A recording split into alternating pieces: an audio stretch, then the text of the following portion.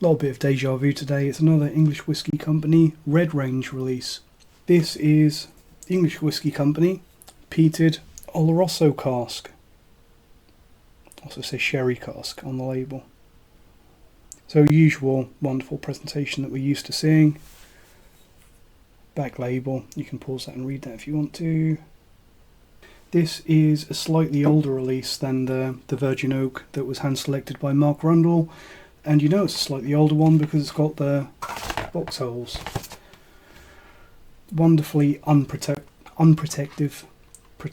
box. The phrase chocolate teapot comes to mind, I don't know why. But this is a fantastic whiskey. Apologies that it has taken me quite a while to review it. This one is an October 2022 release, so I've had it for quite a while and I've been enjoying it. Every day. No, not every day. Don't drink whiskey every day. It's not good for you. But every time I've had one of these, I've thoroughly enjoyed it because it's an incredible release.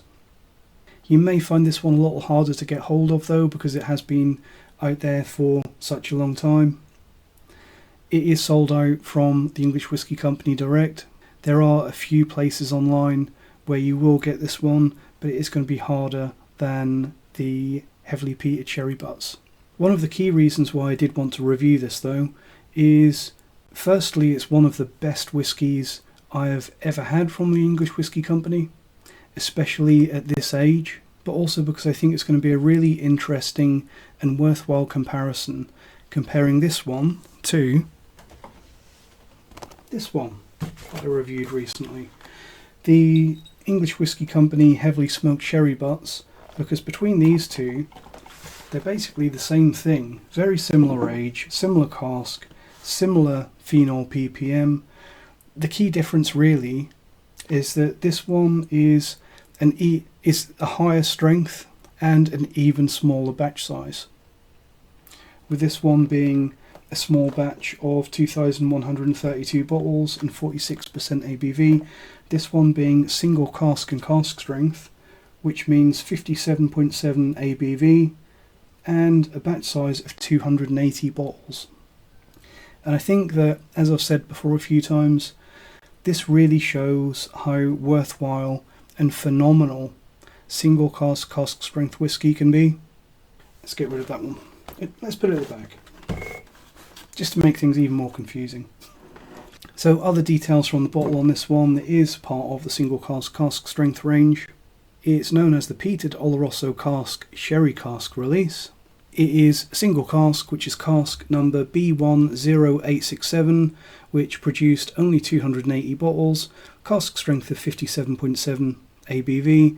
It's peated to a slightly lower, curiously, ppm than this one. This one was 65 ppm. This one is only 60 ppm, so still really, really up there. Because it's the English Whisky Company, we know unofficially, probably, that this is natural colour and non-chill filtered, but they don't guarantee that on the label. Because it's a slightly older release, I don't think they even say non-chill filtered anywhere. Again, this is a no-age statement whisky, technically, but because we've got a distillation and disgorging date, June 2011 to October 2022, we know that it's actually 11 years and 4 months old. It being part of the single cask strength red range, it's going to be on the pricey side. I think I paid about £80 for this one, which seems like a lot, but in my opinion, for what you get, it's not. I think you get your money's worth for £80 out of one of these. It may seem expensive to some, but you have to consider that with this stuff from the English Whisky Distillery, other than buying in their peated malt, these releases from the English Whisky Company are as craft as it gets. So if you consider what actually goes into this and how it tastes, I actually think it's a bit of a bargain.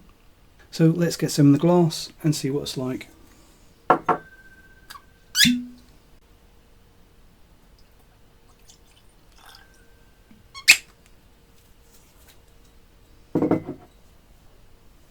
Wonderful natural colour there. Slightly paler than the 46% small batch release, but that is just batch variation, natural variation that you get in a natural whiskey, because not all casks are the same, and we wouldn't want them to be. So, English Whisky Company Red Range Peated Oloroso Cask on the nose. Again, lovely sweet sherry, but with this one there is a distinct oakiness, and it's not a particularly bitter oakiness. It's not like extremely bitter European oak, or there is an element of that, and it's also not like a young immature oak spice ridden, like a quarter cask oakiness. It's not like that. It's just got a beautiful toasted oak note that sits alongside the peatiness. The peat and that wonderful sweet sherry. Lots and lots of milk chocolate on the nose of this one, which is obviously coming from that Oloroso cask. Milk chocolate, raisins, peanut, fruit and nut chocolate.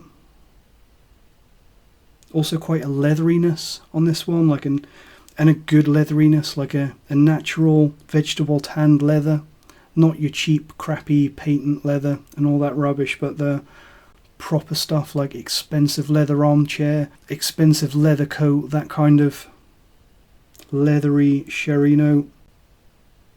A little bit of spicy oak, and something really quirky about this one that I really enjoy is it's got quite a savoury, umami, mushroomy note on the nose.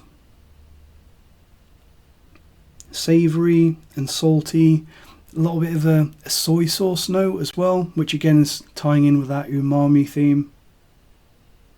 Salty and fermentary, real character, and that's exactly why we pay more money, not a lot of money necessarily, because this is still well under £100, but it's why we pay the extra money to get a single cask strength release, because it's whiskey in its natural form, and if it's good whiskey, that is worth paying a little bit extra money for. Quite medicinal as well, germaline, salves, TCP, but I think that with this one, and this may disappoint some people if you're looking for a peat bomb, I don't recommend this one if you're looking for a peat bomb.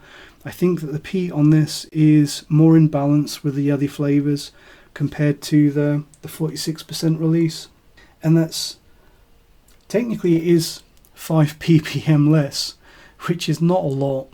It's probably not even meaningful, but I think that despite this one being more intense and a higher ABV, I think that the other flavours take a little bit of a step up, which makes the peat take a little bit of a backseat compared to this one, even though the flavours in this one generally are really turned up to 11 compared to this one.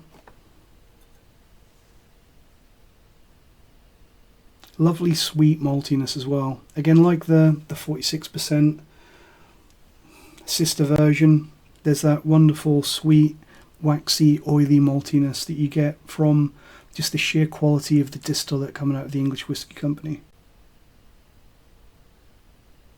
So, slightly spicy, very oaky, but all balanced. Lots of maltiness, sweet sherry, but more of a spicy, savoury, umami, slightly chocolatey and fruity sherry, rather than the sweet caramel that we got out of the 46%. Let's see how it tastes.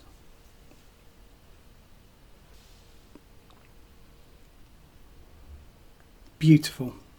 Sweet malt, sweet and slightly spicy sherry, fruit and nut chocolate, slightly spicy, bitter cocoa and European oak, much more so than we got on the slightly more approachable 46% version.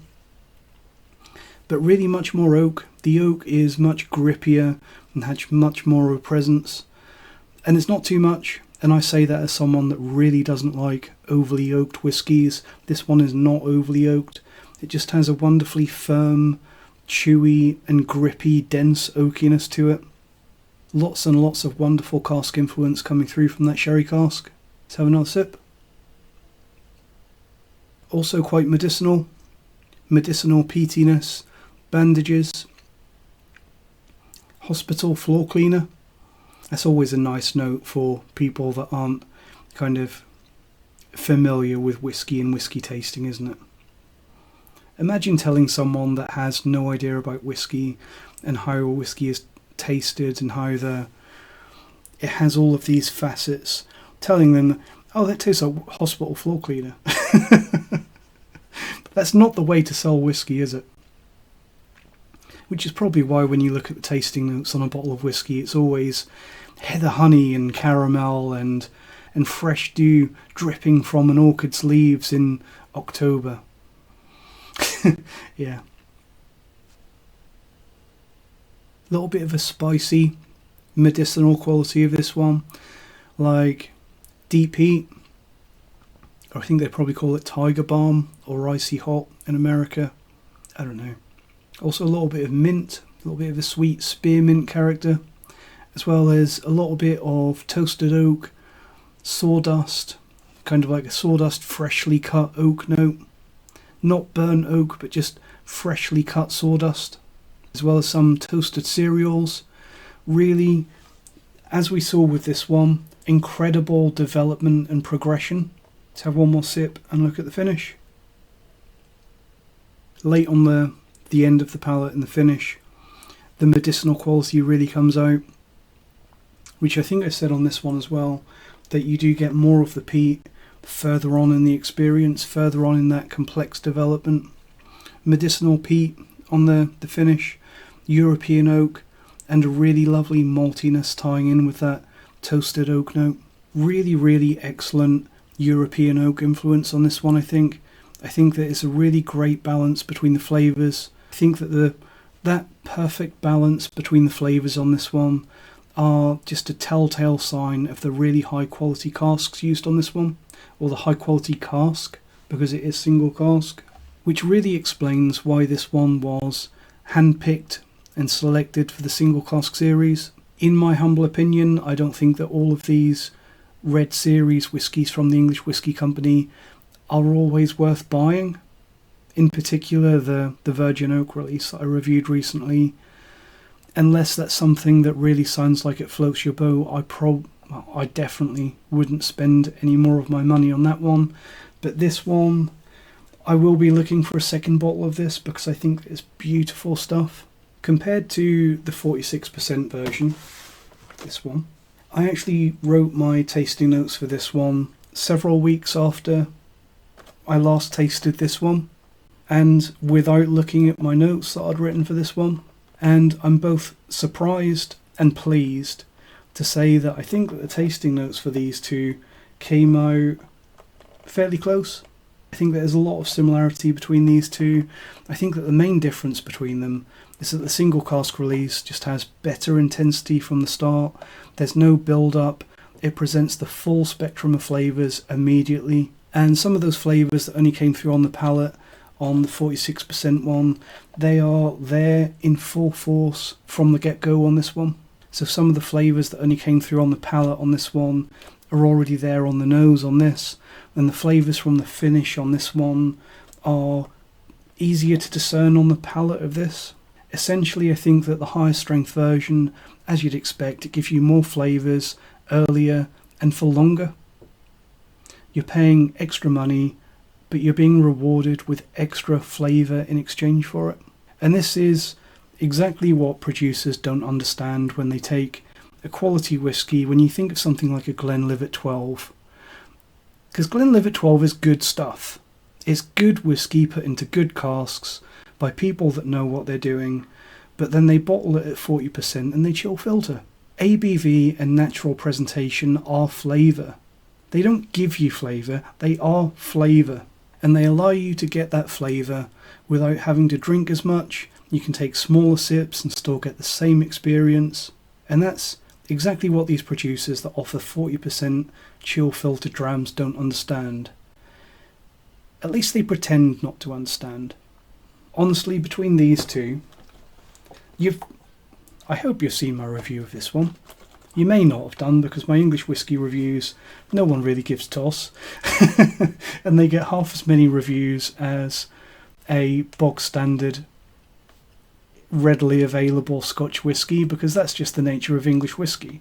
It just hasn't got the prestige and the hype, especially the English Whiskey Company hasn't got that mania attached to it that other certain releases have. But hopefully you've seen this one, and in that review, if you have seen it, you'll know that I really, really like this whiskey. It's a cracking dram. But this one, compared to this one, honestly, it makes this one look a little bit bad, and very unfairly so, because the flavours are quite similar, except in intensity, which highlights one of the problems of A/B tasting, in my opinion. When you take two whiskies, maybe blind, maybe not, and you taste them next to each other, a lot of people think that that's the best way to taste and experience whiskey, but I'm not so sure, because I think that when you taste two whiskies where one of them has such an advantage in presentation, being this one, it can really skew your opinion of the other dram, because the heavily peated sherry butts isn't objectively great whiskey. This one is, without a doubt. But putting it next to this high strength single cask version makes it harder to see that, and that's not entirely fair. In its defence, I do think that this 46% version is probably a little bit more accessible. It's a little bit sweeter, more rounded, and just a little bit more easygoing. I don't think that either of these are really beginner whiskies, but I think that the 46% expression leans on the sweet sherry a little bit more in general, and is just a little bit more approachable. Whereas the single cask release, it presents the oak a little bit more. It is perhaps a little bit more challenging. It also has a lot of the peat is a little bit less prominent, a little bit less forthcoming. But I think that for those of you that enjoy a whiskey which is more challenging and a little bit more intense and forthcoming, I think that this one is really rewarding. I think that you can really see where the extra money goes on this one. And my advice to you, if you see a bottle of this for about RRP, pick it up, give it a go. I think it's really, really good stuff. And in general, just keep an eye on these English Whiskey Company Red Range releases, because they are putting out some incredible stuff now. You can really see where the extra money goes, and it's getting you a hand-selected cask of the absolute finest whiskey. I'm very glad that I bought a bottle of this. I'm just not so glad that the level's getting a little bit low. Thanks for watching if you joined me on this one, because I realise that these English whiskey reviews, especially of these slightly older releases, are not going to be everyone's cup of tea, but I did think that this one was worth covering, especially in relation to this one. It's just a little treatise on the value of single cask strength whiskey, especially when it's less than £100. If you get a good one, it's easy to get some real quality and some real value for money. Thanks for watching. Let me know your thoughts and your experience with single cask strength whiskey. Have you been bitten and come to regret buying something a little bit more expensive? Or do you think it's where the smart money is at? Thanks for watching. See you next time. Cheers.